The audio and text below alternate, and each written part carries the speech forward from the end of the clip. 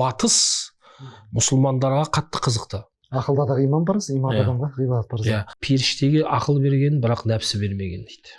Адам бойындағы барлық қан тамырларын бір жіпке тізетін болса, оның ұзындығы 96 шақырымға жетеді деген екен да. Ол жерді 2 орап алуға жетеді. Нобель сыйлығын алған.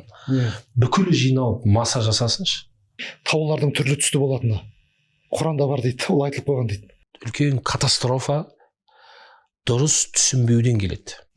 Масаға дейін тіпті одан да кішісін мысалға келтіруден ұялмаймыз деп айтылған ғой. Сиыр сүтін кәпірге де береді. Тауық жұмыртқасын аға жемесін, мұсылман болмасаң да Алла бере береді, өйткені Алла рахман. Парашют ашылмаса пайдасы бермейтін сияқты, Құранды ашпаса ол да пайдасы бермейді. Демек пайғамбарлар өркениеттің соңғы нүктесін қойып кетті. Кейде мысалы Құранды бүйтіп ашып қалсаң, бір саған керек дүниені айтып жатқандай болады дейді. Айтқанда Құран біздің инструкциямыз, дүние ақиреттік. Құранның зерттелген 2% болуы мүмкін депті да. Әлі зерттей берсең шыға береді депті қияметке. Бұл әлемдердің Раббысы саған хат жіберді, сен оны оқыма.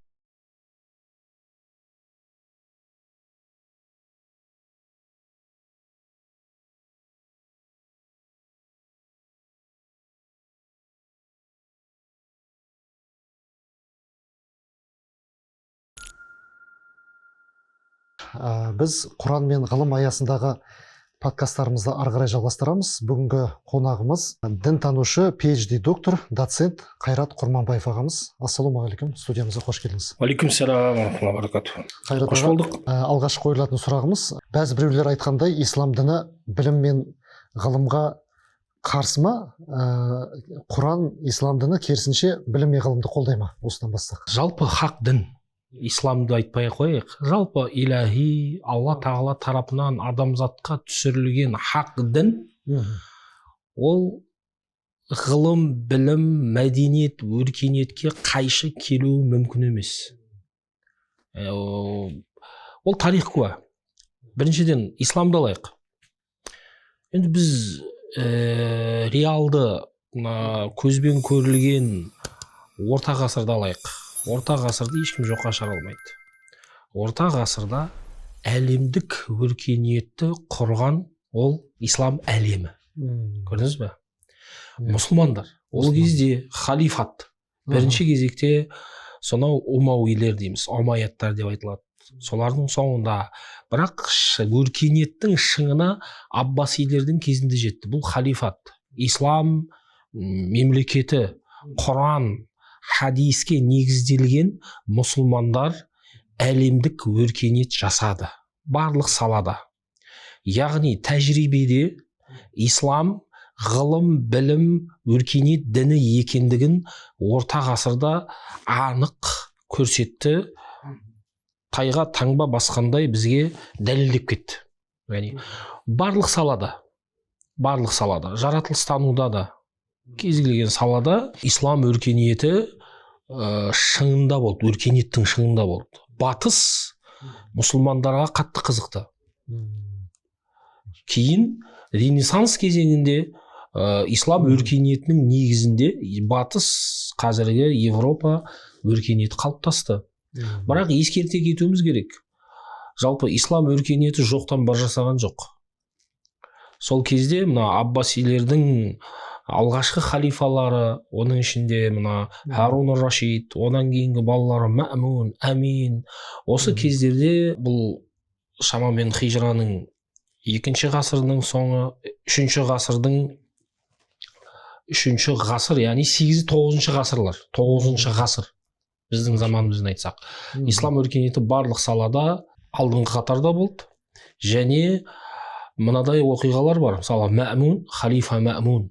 Сол кезде ислам территориалды тұрғыда кеңейіп жатты ғой. Мысалы, грек аралдарын басып алған кезде, жалпы исламда, тарихта мұсылмандар кірген жерлерде сол жердің қазынасы мұсылмандарға өтеді. Мұсылмандардың иелігіне. Бұл олжа дейді, трофей. Бұл исламға, пайғамбарымызға берген бір ерекшелік. Сол кезде аралдан ештеңе маған керек емес. Кезіндегі Рим, оның алдындағы грек өркениетінен қалған кітапханаларды сұраған ғой, халифалар сол кезде. Кітапханаларды. Маған басқа байлығын керек емес.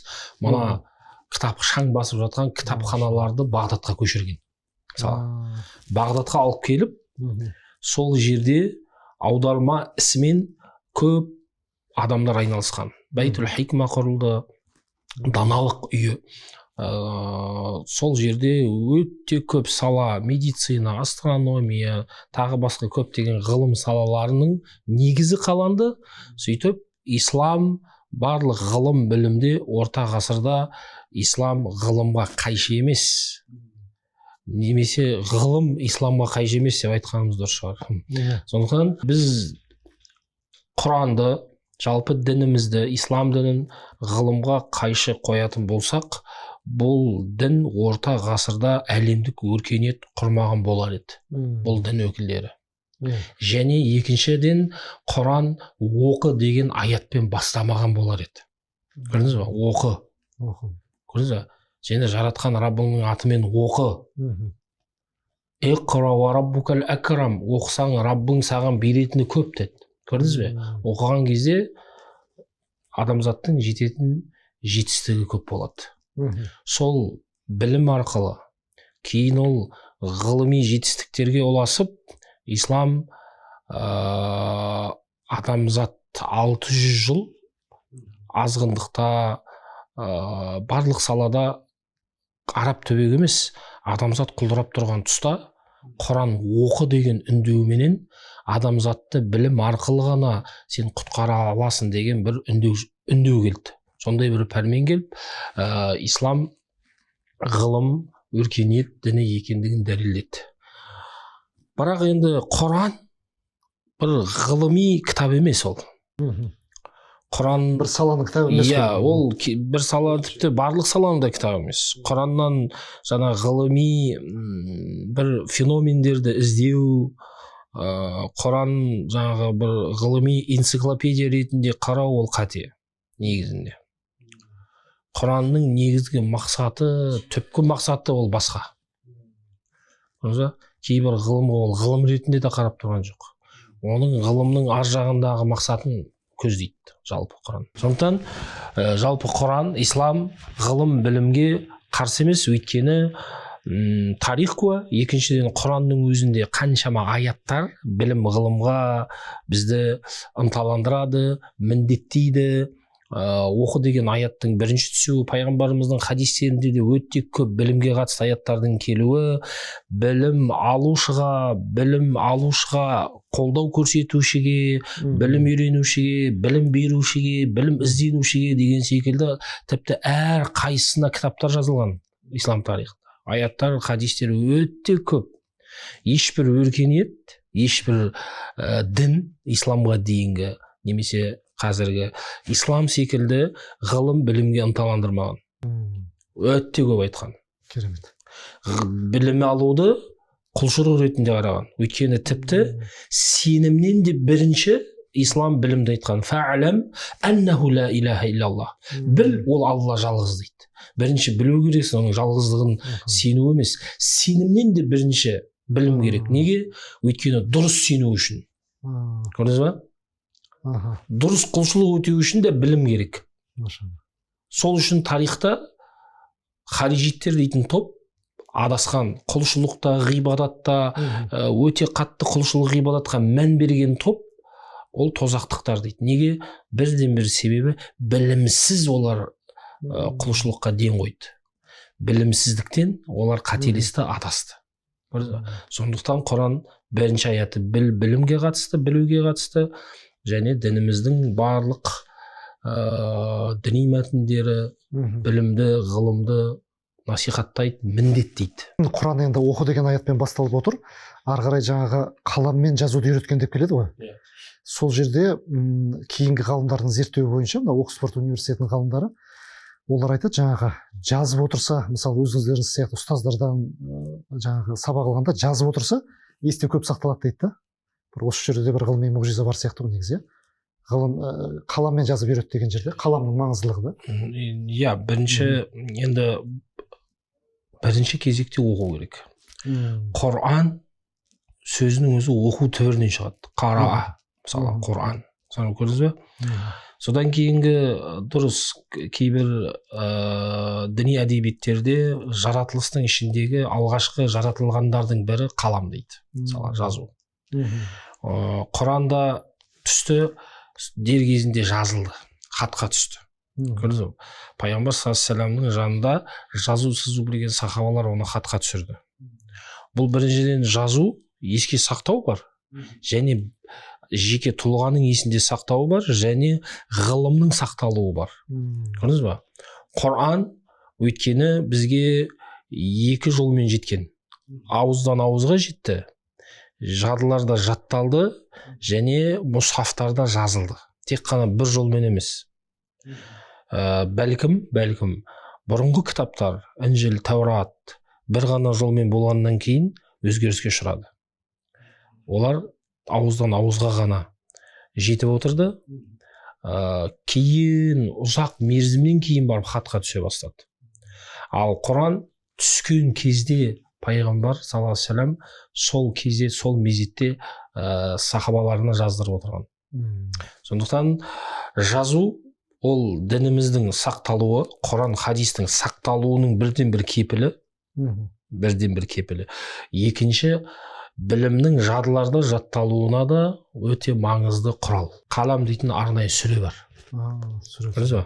Нун сүресін қалам сүресі деп айтады. Керемет. Алла тағала соны ант етті. Құран кәрімде Алла тағала айтады ғой, ойланбайсыңдар ма, ой жүгіртпейсіңдер ма, ақылдарыңды қозғалтпайсыңдар ма деп. Жаңағы осылай келуінің хикметі неде?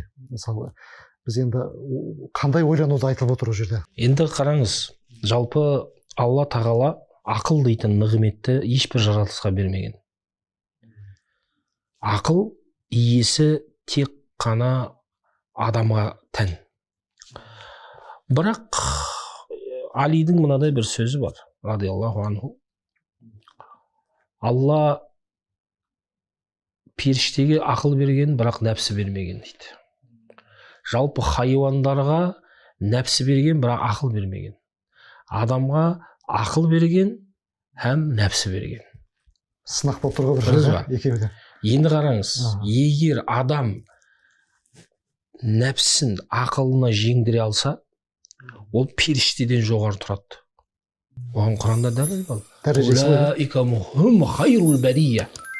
Қараңыз, егер адам ақылымен нәпсіне иелік ете алса, ақылын дұрыс қолданса, онда ол улаика хум хайрул бария, жаратылыстың ішіндегі ең хайырлы жаратылыс болады. Періштеден де үстін бола алады. Ал егер керісінше ақылын істетпей, нәпсін ғана қолданып, нәпсімен ақылын жеңіп қоятын болса, улаика хум шаррул бария. Бұл жаратылыстың ішіндегі ең төмені болады, ең жаманы. Хайуаннан да жаман дәрежеге түсіп кете алады. Көрдіңіз бе? Демек, адам ақылы менен бүкіл жаратылыстан үстен бола алады. Біріншіден, ақыл иесі. Сол үшін де Құранда өте көп аятта я улул әлбәб дейді. Улул әлбәб ақыл иелері. Ақылды біз дұрыс қолданған кезде ғана біз өзіміздің жаратылыс мақсатымызды орындай аламыз. Неге? Құлшылық ғибадаттардың бірінші шарты ақыл иесі болу.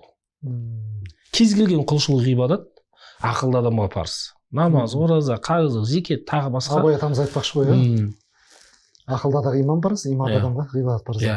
Ақыл бізге жауапкершілік жүктейтін, біздің дәрежемізді көтеретін бірден бір Алланың берген бізге сыйы.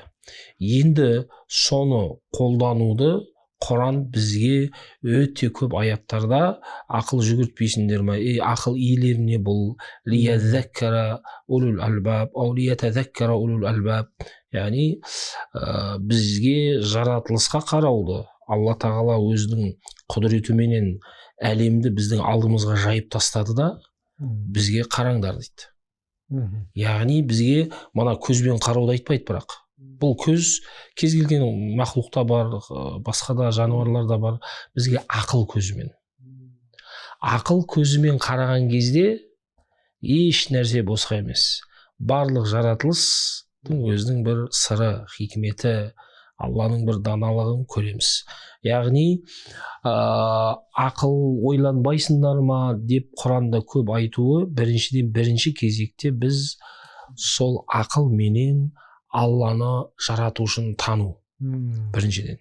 Нәтижесі сол болу керек қой. Екіншіден бізге Алла тағала Құранда уахи арқылы алып келген нәрсені дұрыс түсіну. Ақылдың функциясы дұрыс түсіну. Өте үлкен проблема бізде мына адамзат тарихында жалпы. Үлкен қасірет, үлкен катастрофа дұрыс түсінбеуден келеді. Қате түсініктен келеді. Ақылды дұрыс қолданбау. Ол біздің қоғамда да бар. Бізде қоғамда да адамдардың кезде кейбір адамдардың ақылының кейбір дін мәселелерін түсінуде, кейбір діни мәтіндерді түсіндірудегі ақылдарын дұрыс қолданбаған көріп таңғаласың. Мысалы, ол қателесіп тұрғанын өзі білмейді да. Мысалы, сол үшін өте маңызды нәрсе дінде дұрыс түсінік. Ал дұрыс түсінік қалай келеді? Ақылды дұрыс қолдану. Сол үшін да ақыл ол біздің көзіміз секілді, жарығымыз біздің уахиіміз. Түсінді? Сондықтан бірінші кезекте ақыл жүгірту арқылы біз Алланың құдіретін бар екендігін, оның бірнеше есім сипаттарын тану мүмкіндігі болады. Екіншіден, Алланың бізге берген нұсқаулығын дұрыс түсінуге бірден бір құрал. Сондай-ақ Құранда Алла тағала олар түйеге қарамай ма қалай жаратылғанын, олар тауларға қарамай ма қалай тігілгенін, жаңағы жерге қарамай ма аспанға қарамай ма деп келеді. Біз енді жай кезде де қарап жүрміз, бірақ неткен керемет дейміз де қоямыз, бір күнделікті болып жатқан процесс сияқты көрінеді ғой бізге. Сонда Алла тағала қалай қараңдар деп тұр сонда бізге, біз дұрыс қарамай жүрміз ба осыны? Енді былай, бұл қарау әркімнің өзінің деңгейі бар. Алла тағала жалпы негізгі қарау деген кезде әр адам, әр сала маманына қарай, әр адамның ақыл деңгейіне, түсінігіне қарай, бұл Алланың қара деген бұйрық сөзі өзгереді. Көрдіңіз бе? Бір қарапайым мұсылман қарайды, мысалға, тауға немесе жаратылған Алланың жаратқандарына. Ол түйе деген кезде бір ғана түйе емес негізінде. Негізінде түйелер көп, өте көп жаратылыс бар. Алла бір мысалды берді, болды. Сол кезде арабтардың күнде көріп жүрген мысалын берді да енді. Мысалға, түйені берді, шөлге шыдамды, тағы басқа керемет жаратылысы. А негізінде Алланың бүкіл жаратылысы таңғажайып қой. Бүкіл жаратылысы. Қайсысына қарасаңыз да? Қайсысына қарасаңыз.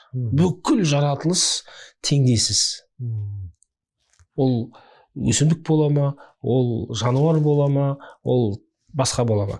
Сондықтан қара деген кезде ақыл көзімен қарау, бірақ бұл жерде әркім сол қарау арқылы Аллаға деген иманы, Алланы танымы, оның дәрежесі соған қарай өзгере береді. Сен сондай не бар өзі, кезіндегі Алланың әулие құлдары бар ғой, солар қараған кезде басқалар көре алмайтын нәрсені көре алады дейді. Мысалы, олардың сондай көздері бар, олар көрген нәрсені басқалар көре алмайды дейді. Көрдіңіз ба? Кейбір Алланың сүйікті құлдары, сондай әулиелік дәрежеге жеткен пенделер, тарихта болсын, қазірде болсын, олар сен бір нәрсеге қарайсың, ол да қарайды, бірақ ол сенің қарағаныңдай қарамайды. Ол одан көп ғибрат алады. Одан көп Алланың құдіретін, ілімін, тағы басқа да есім сипаттарын түсінуі мүмкін.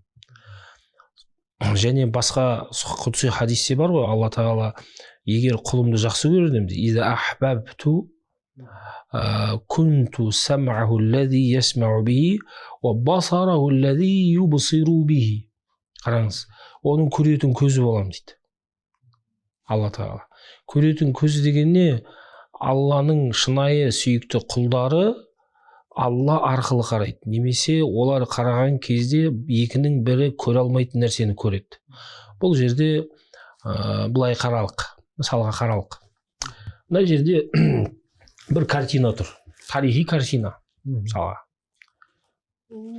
атақты тарихта бір суретшінің туындысы, суретшінің Қастеевтің бір туындысы дейік. Қастеев, ол ар жақта орта ғасырлық атақты жаңағы басқа бір да Винчидегі бола ма дегендей.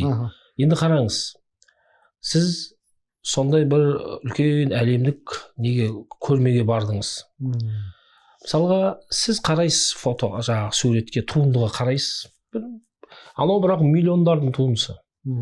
Сіз қарайсыз, бірақ көп ештеңе түсінбейсіз. Бірақ бір суретші, атақты суретші келіп қараған кезде, ол басқа дүниелер түсінеді.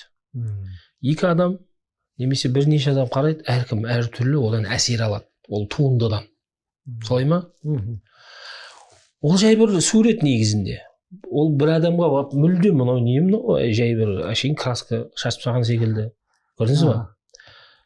Бұл бір Алланың мысалға тауды, бір пейзажды салады ол. Соның суретінің өзі миллиондарға бағаланып жатады, және адамдар соған таңданып жатады. Ал оның оригиналы бар ол. Көрдіңіз ба? Қайға қарап салып дейсіз ба? Оның оригиналы бар, біріншіден. Сіз жай туындының өзінің бағасы соның иесіне қарай бағаланады. Өзін емес. Оның кім салды?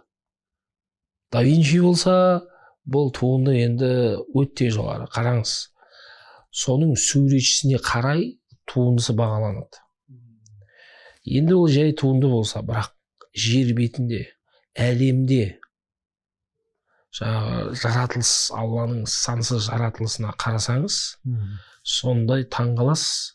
Бұл жерде тек қана Аллаху акбар деп сәждеге кетесіз болды. Көрдіңіз бе? Сондықтан кез келген түйе болсын, басқа болсын, жаратылысы Алланың қараңдар дегені, сол жерде бірінші кезекте біз Алланың құдіреті. Екінші кезекте ғылым адамы енді содан өзінің ғылыми теорияларын шығарады. Мысалы, тауларға қарау арқылы жаңағы қазық қылдық дейді, оның астына содан бір ғылыми тұжырымдармен сәйкестендіреді. Мысалға, түйеге қатысты болсын, ол аспан жердің жаратылысы болсын, мысалға. Соның барлығында Алла өзі бір ишарет беріп кетеді, кейбір аяттарымен. Бірақ мақсаты өзінің құдіретін көрсету болса, ар жағынан қарау арқылы әркім өз деңгейінде қарайды. Маман өз деңгейінде қарайды, одан бір ғылыми тұжырым шығарады. Жай адам қарайды да Алланың құдіретін түсінеді. Керемет, мысалға. Ал кәпірлер, Аллаға сенбейтіндер, оларға бір ол жай бір нәрсе ретінде өтіп кетеді. Сонда әр адам өзінің білім дәрежесіне байланысты сұралатын болып тұр ғой? Біріншіден, ақыл деген нәрсені қаншалықты ол адам қолданды. Көрдіңіз ба? Өзіне берген мүмкіндік деңгейінде қолдану мүмкін, одан жоғары деңгейде қолдану мүмкін. Соған қарай ол Алланыға деген танымы, иманы арта түседі. Жаратылысқа қарай. Сол үшін да мына мәтүридилік, ханафилік мектепте, мысалға кейбір ашари секілді мектептерде пайғамбар келмеген, дін келмеген қоғам сұралмайды. Сұралмайды олар. Еш нәрседен сұралмайды. Ертең қияметте, ақыретте. Бірақ кейбір ғалымдар айтады, сұраламыз дейді. Алланың бар жоқтығынан сұраламыз дейді. Неге? Өйткені Алла ешкімге бермеген ақылды берді, және ақылдың алдына бүкіл жаратылысты жайып тастады. Жай ғана қойған жоқ, процесс жүріп жатыр. Күн батып шығып жатыр, жер айналып жатыр, өсімдіктер жаратылып жатыр, қурап жатыр, хайуандар өліп тіріліп, процесс тоқтамайды. Бүкіл әлем қозғалыста. Оның қозғаушысы кім? Оның жаратушысы кім? оның осындай керемет түрде ерекше жаратылып жатқан мақлұқаттардың ар жағында халиқы жаратушысы кім екендігіне осы ақылды қолдансаң, сол кезде Алланы танисың. Демек, кейбір ғалымдар не дейді? Пайғамбар келмесе де, дін келмесе де, Алланы тану керексің дейді. Өйткені Алланы тану өте анық болып жатыр. Өздігінен еш нәрсе болмайды ғой.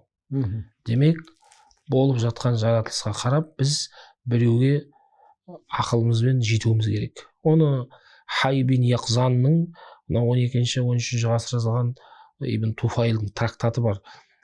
Сол жерде де жалғыз аралда өскен баланың бір жаратушыны өзінің жаратылысы болмысымен, таза болмысымен, фитрасымен Алланы тануы бір мысал болды.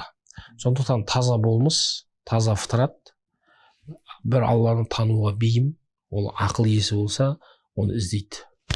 Сондықтан ақылдың міндеті жаратушыны тану және ақылдың деңгейіне қарай сол жаратылыстан ғылыми астарлардан бір ғылыми тұжырымдарды шығаруға болады. Кеше ғаламторды қарап отырсам, бір Ирландияда екен, қателеспесем, жаңа фотоаппараттың таймлапсын қояды да, сөйтіп жаңа оны жұлдыздарға қаратып қояды. Сол кезде жаңа жердің айналғанын көрсетеді ғой, жаңа жер кәдімгі айналады екен ғой сөйтсе. Әрине. Соны енді кейінгі зерттеулер айтады, жер сағатына 1640 сағат шақырым жылдамдықпен айналады екен да. Сонда біз оны қалай сезбейміз дегенде, айналамыздағы бүкіл денелер айналады екен ғой, жаңа тауда, таста, атмосферада. Алланың құдіреті да, әйтпесе негізі бір кішкентай бір карусельге мінсек те басымыз айналып қалады, былайша айтқанда. Содан кейін жаңағы қазір ғалымдар зерттеп жатыр ғой, таулардың түрлі түсті болатыны Құранда бар дейді, ол айтылып қойған дейді. Содан кейін жаңағы тастардың ішінен су шығатыны, енді ол жерде жүрек айтылған, бірақ қазір кейбір тастардың ішінен шынымен су шығып жатыр да. Енді қойғым келіп отырған сұрақ, кейінгі ғасырда ашылып жатқан барлық ғылыми жаңалықтардың, көптеген ғылыми жаңалықтардың негізінің 14 ғасыр бұрын Құранда айтылып қоюы нені білдіреді? Ол Құранда егер барлығы бүкіл ғылыми жаңалықтар айтылу керек болса, Алланың ілімінен тыс еш нәрсе жоқ. Алланың ілімінен тыс еш нәрсе жоқ. Ол қияметке дейін. Бірақ Алла тағала Құранды бізге бір ғылыми кітап ретінде түсірмеген. Бізге рухани, тура жолға бастайтын бір кітап ретінде. Бізге ғылыми бағыт-бағдар ретінде де емес, кейбір ғылыми, ол осы заманда кейін мүмкін бір 500 жылдан кейін тағы да Құраннан кейбір аяттар ғылымға сәйкес келіп жатады. Көрдіңіз бе? Біріншіден, Алла тағала өзі Құранда айтады. Біз сендерге алдағы уақытта белгілерімізді көрсетеміз дейді. Мысалы, Фирғауынды да қалдырған кезде айтты ғой, келерге, сенен кейінгілерге бір дәлел болсын деп, сені біз құтқарып, сақтап қалдырдық дейді ғой. Мысалы, қанша ғасыр өтсе де, иә. Енді 1881 жылы тапты. Мысалы, бұл Фирғауынды. Бірақ Құранда Алла тағала біз сені құтқарамыз теңізден, және сол қалпыңда сақтап сенен кейінгілерге біз ғибрат ретінде қалдырамыз. Демек, 19 ғасырдың соңында тапты, дәлелденді. Тіпті тапқан адамдар, жаңағы Морис Букайлардың исламға келді соның нәтижесінде. Қараңыз, атақты дәрігерлер иманға келді. Алла тағала сол Фирғауын арқылы ғасырлар өтсе де, ол қай заман, Мусаның заманынан бір 35 ғасыр өтіп кеткен. Мысалы, бұл және де басқа Алланың аяттары, дәлелдері ақыл иелеріне ашыла береді. Ақыл иелеріне. Түсінді? Ол бір ғылым саласына негіз болуы мүмкін, немесе сәйкестік болуы мүмкін. Ол бір маңызды емес негізінде. Ғылым, Алла тағала бүкіл әлемде жаратылысқа өзінің заңдылықтарын қойды. Бізге ақыл берді, бізге еркіндік берді. Ғылыми еркіндік берді. Ақылды пайдаланды. Соны пайдаланған қоғам жетістікке жетіп жатыр.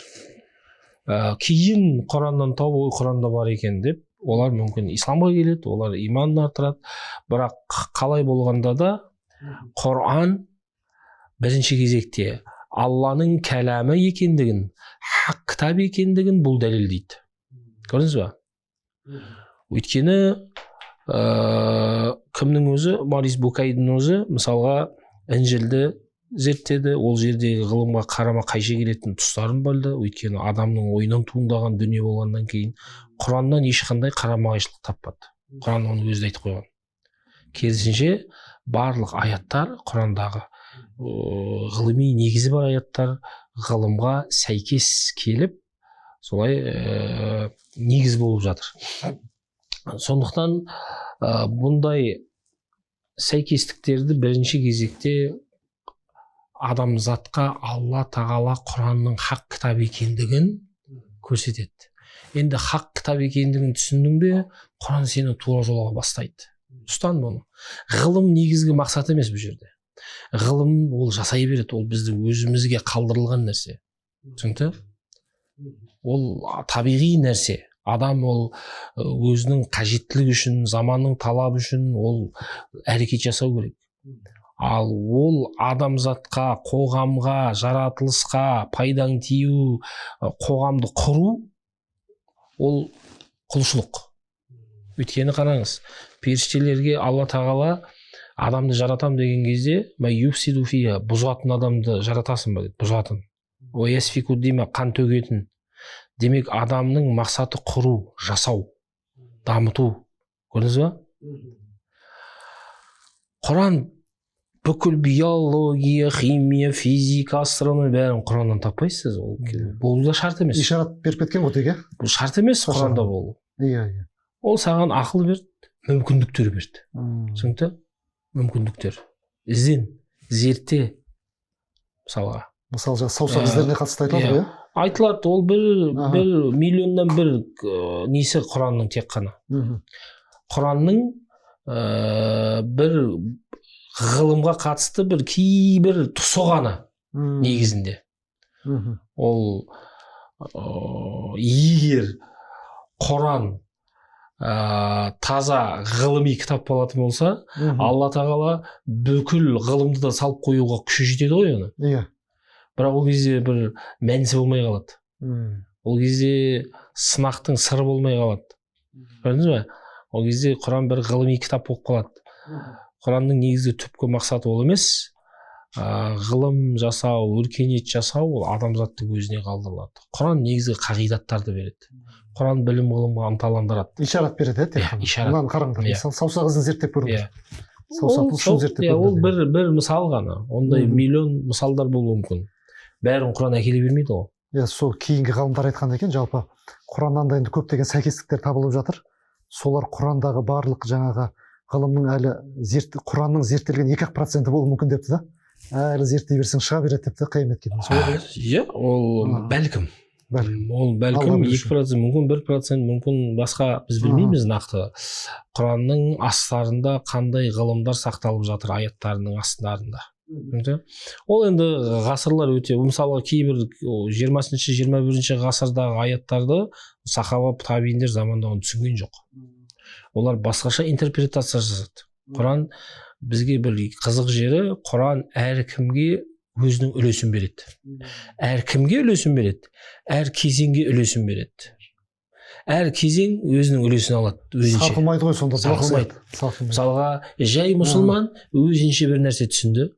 Ғалым мұсылман одан тереңірек мәселе, бәрі дұрыс. Сахабалар мүлдем, мысалға,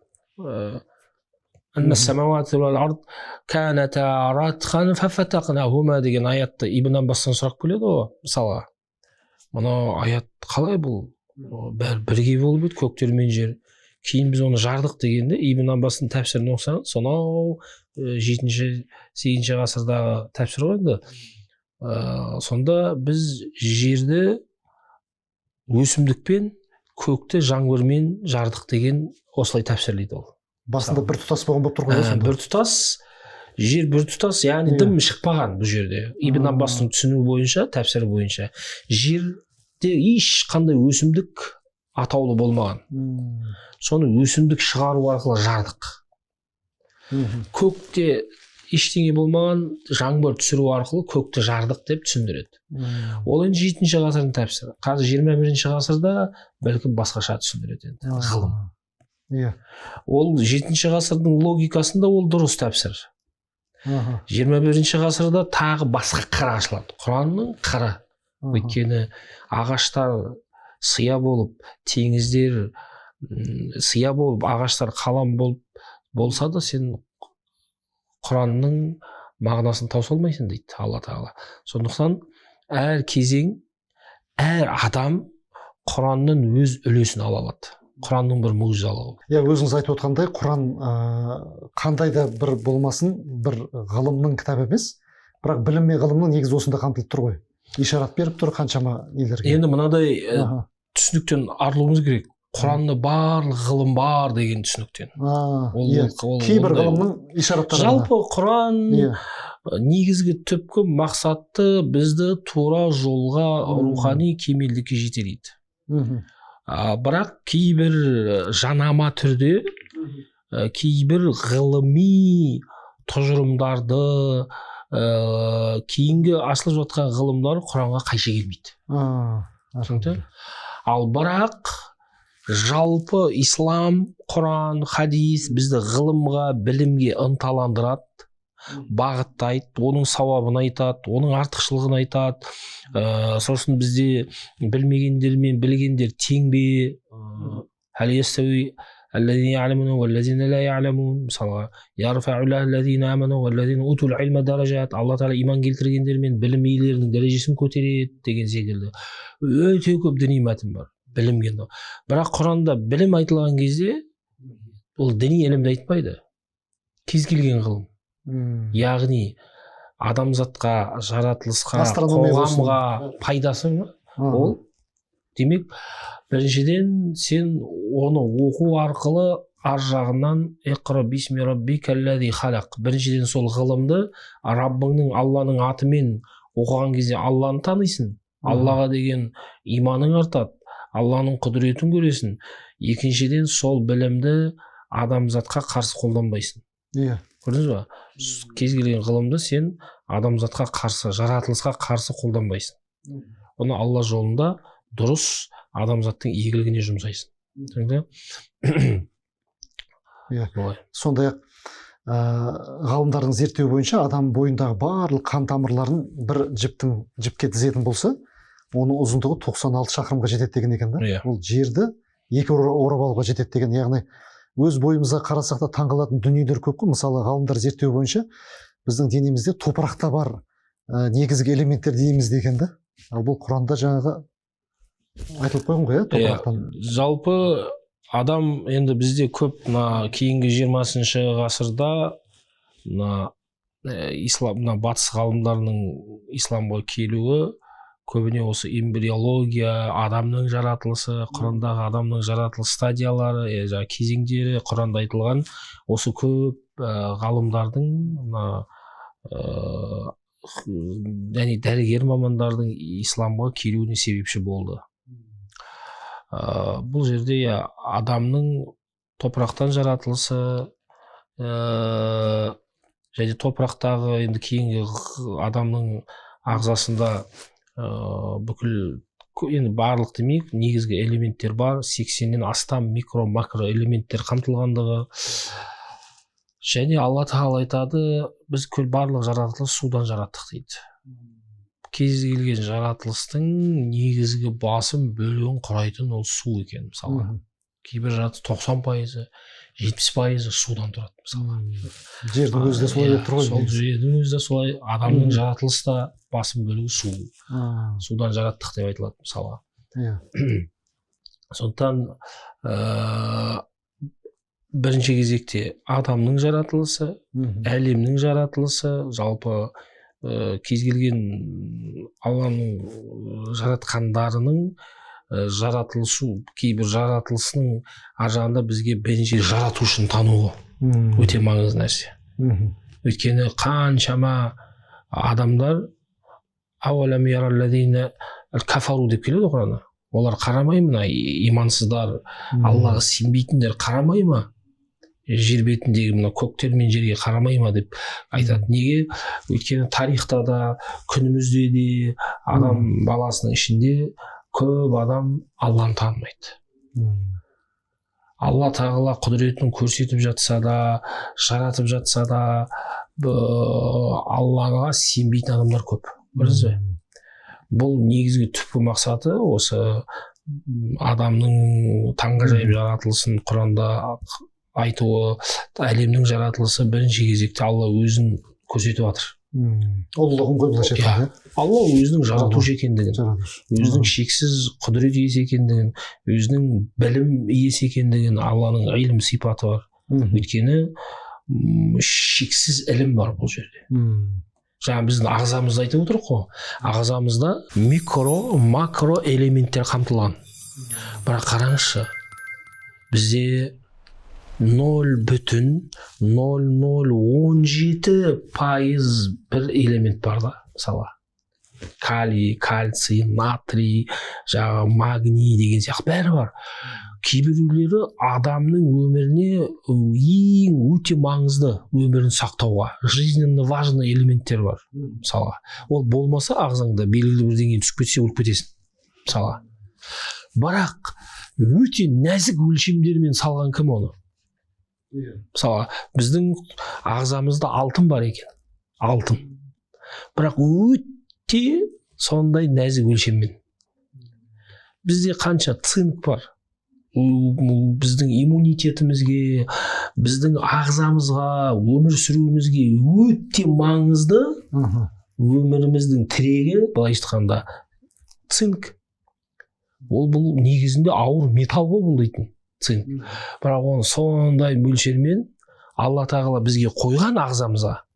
Бірақ адам, қараңыз, адам өмірде әртүрлі жағдаяттарда дұрыс тамақтанбау, күйзелістер, тағы басқа өмірде, тағы басқа себептерменен әлгі элементтер адамда азаяды.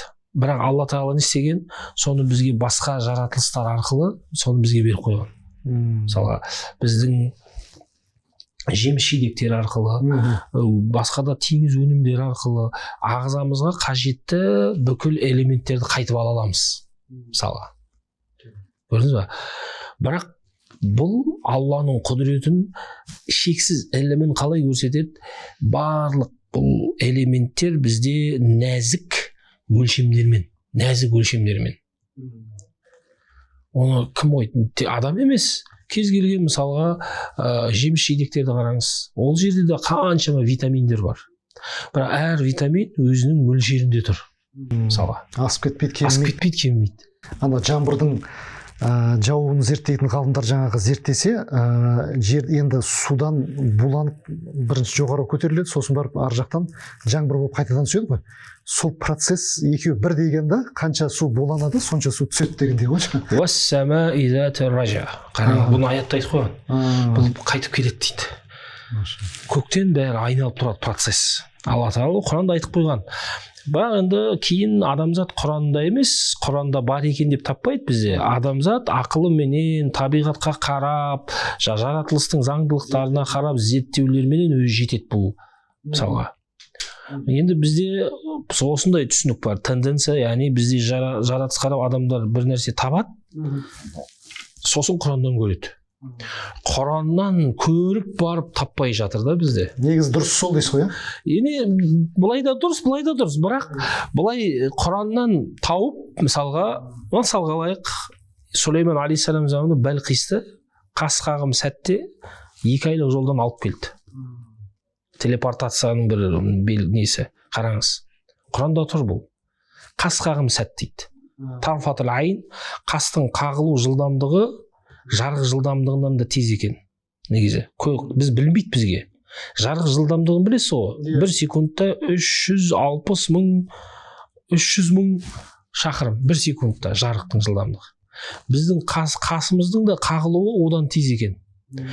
Яғни доли секундтардың ішінден сондай аралықта 2 айлық жолдағы Бәлқисті формасын алып келген жоқ, суретін алып келген жоқ, бейнесін алып келген жоқ, өзін алып келді. Тағымен бірге.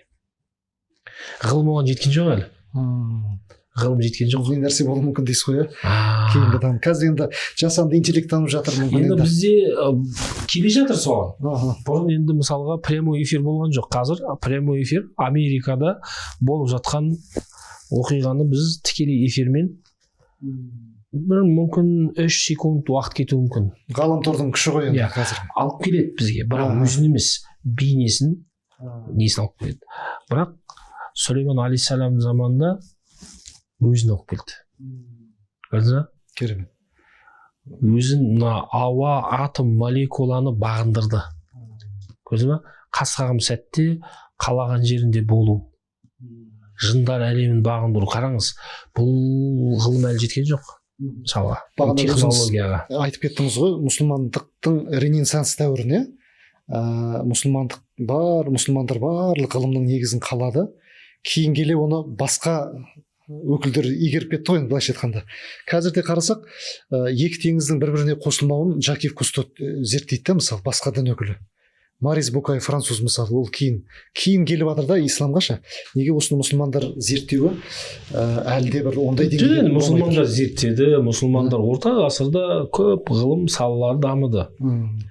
Ол енді қазіргі бұл жерде былай, бүкіл нәрсені мұсылмандар табу керек деген нәрсе емес. Алла тағала ақылды бәріне берді. Иә. Мұсылмандар барлығын тек мұсылмандар ғана тапса, барлығын мұсылмандар істейтін болса, онда болмай қалады. Орта өзінің әр нәрсенің өзінің уақытымен болды. Өз уақыты болды. Орта ғасырда мұсылмандар да жетістікке жетті, бірақ бүкіл нәрсені Европа мұсылмандардың алды деп айта алмаймыз. Алды, бірақ дамытты. Европа ғылым, білімге ерекше ден қойды. Өз кезегінде, өзінің ренессанс кезеңінде өте қатты ғылымда алға кетті. Мұсылмандарды жазғыра алмаймыз. Мұсылмандар өз кезеңінде олар жасады. 9-шы ғасырда, 10-шы ғасырда, 11-ші ғасырда, 12-ші ғасырда. Европа ол кезде жаңағы инквизиция, жаңағы католицизмнің құрсауында өте ауыр халде жатты. Қазіргі ауыз толтырып айтылатын Европа. Мысалы, Харун Рашидтің кезінде, сонау 2-ші ғасыр хижрамен, былай 8-ші ғасырда Харун Рашидке Францияның патшасы келеді. Сол келіп, өзі Харун Рашид оған сыйлық береді. Сағат сыйлаған кезде шошып кетеді, қорқып кетеді адам. Бұл не пәле деп. Жоқ қой, ондай көрмеген бас. Жаңа сондай дүние. Мұсылмандарда көп дүние бар. Мысалы, Испания, орта ғасырлық Испания, Андалусияда өте көп өркениеттердің қалдығы қалған, мысалға. Кейін енді католиктер 15-ші ғасырда алып біраз мансұқталды. Ол жерде, мысалы, ютубта қарасын, көрермендер, Әл-Гамбра деген ең соңғы мына Гренадада, Гарната дейді енді, Гранадада мұсылмандар кейінгі ғасырларда оңтүстік Испанияда ғана да қалды ғой, енді әлсіреген кезде. Сол жердің өзінде Испаниядағы соңғы өмірінің өзінде керемет сарай салып, сол жерде инфраструктура құрып, кәдімгідей төменнен жоғарыға су тартып, яғни бір қазір 21-ші ғасырдың адамы таңғалатындай дүниелерді, ғылыми негізі бар дүниелер жасап кетті мұсылмандар сол кезде. Үлкен жүк көтеріп кеткен деген ғой. Сондықтан олар өз кезегінде әлемде өзінің миссиясын атқарды мұсылмандар. Кейін енді батысқа ауысты. Өзі солай заңдылық қой. Ежелде Мысырда болды, шығыста болды. Одан батысқа ауысты Грекия. Одан шығысқа ауысты. Одан қайтадан батысқа ауысты Римге. Одан қайтадан исламға ауысты шығысқа. Енді батысқа кетті. Келесі кезек шығыстық да енді. Өзі соны Алла тағала өзі ауыстырып алма-кезек жүріп отырады. Өйткені Құранда бар. Сол күнде біз айналдырып отырамыз дейді. Иә. Сондай Құранда төрт түліктің төресі саналған, біз тілге тиек еткен түйемен қатар масаға дейін тіпті одан да кішісін мысалға келтіруден ұялмаймыз деп айтылған ғой, иә? Сонда жаңағы кейінгі зерттеулер бойынша масаның үстінде де өзінің бір биті болатынын айтып жатыр екен да жаңағы. Иә, енді ол біріншіден масаның қанатындай мына дүниенің Алланың алдында қадірі болса деп хадистерде де келеді. Демек бір былай қарасаң қарапайым кішкентай жаратылыс, бірақ зерттейтін болсақ, оның өзінде таңғажайып дүниелер көп. Мысалы, Кішкентай жаратылыс, мысалы кішкентай жаратылыстың өзін бізге мысал беруден Алла ұялмайды, өйткені жаратылыс тұрғысынан ол теңдессіз. Сен жарата алмайсың. Жақсы. Бүкіл адамзат тарихында Нобель сыйлығын алған адамдар, Нобель сыйлығын алған, бүкілі жиналып маса жасасыншы. Жасай алмайды. Жасай алмайды. Шығын та жасай. Шығын маса жасай алмайды. Мысалға. Керемет. Оның жалпы оның құрамын зерттесін, маса неден тұрады, бәрін білсін, зерттеп алсын, бірақ жасай алмайды. 150-ге тарта көзі болады дейді, мысалы масаның өзі да. Жарата алмайды. Ондай құрылғы жасаса жақсы кішкентай бір. Дон сияқты. Сосын жаңағы сиырдан сүт шығу процесін зерттеген ғалымдар да, егер де дәл осыны үлкен жаңағы технологияның көмегімен жасайтын болсақ, онда 3 километрге жуық завод қажет болады деп та, және оның өзіміз жасай алмаймыз деген ғой жаңа. Жоқ, сиыр, жұмыртқа, тауықты алайық. Тауықтың жұмыртқа жасайтын ақылы миы жоқ қой. Сиырдың жасыл шөптен нәжіс, қан нәжістің арасынан әппақ әрі құнарлы сүт шығаратындай сиырдың білімі жоқ. Мұның барлығы бізге Алланың құдіретін, білімін, оның ішінде бізге мейірімділігін, ризық, раззақ екендігін көп Алланың есімдерін паш етіп жатыр бұлар. Оның ішінде Алла Тағала саххара лакум тасхир дейтін түсінік бар, яғни бағындырып қойды. Олар бізге бермеймесе күші жетеді, сиырдың да басқанда. Бірақ барлығы бізге қызмет етіп жатыр. Сиыр, тауық, көк, жаңбырын кімге жауады? Бізге жауады. Яғни балдың кімге береді? Бал арасын балды кімге жасап жатыр? Бізге беріп жатыр. Жер өнімін кімге береді? Бізге береді. Ақылы жоқ, миы жоқ, ағаш жемісін кімге береді? Бізге береді. Алла Тағала бүкіл әлемді адам дейтін біреуге бағындырып қойған ғой. Бізге қызметші қылып қойған. Көрдіңіз бе? Адамға бүкіл жаратылыс қызметші. Құран айтады оны. Демек, адам ұлы жаратылыс. Ол мұсылман болсын, кәпір болсын, бәрібір. Бәріне қызмет етіп жатыр. Сиыр сүтін кәпірге де береді. Тауық жұмыртқасын, ағаш жемесін мұсылман болмасаң да Алла бере береді. Өйткені Алла рахман. Көрдіңіз бе? Кем қалмайды ғой. Жоғардан ештеңе кем жоқ. Алла ұшқан құсты, қаңғыған аңды, ит құсты да аштан өлтірмейді. Бәрін ризын беріп қойған. Сондай бір керемет Алланың рахман, раззақ есімі соның көрсететін көрінісі. Түсінікті?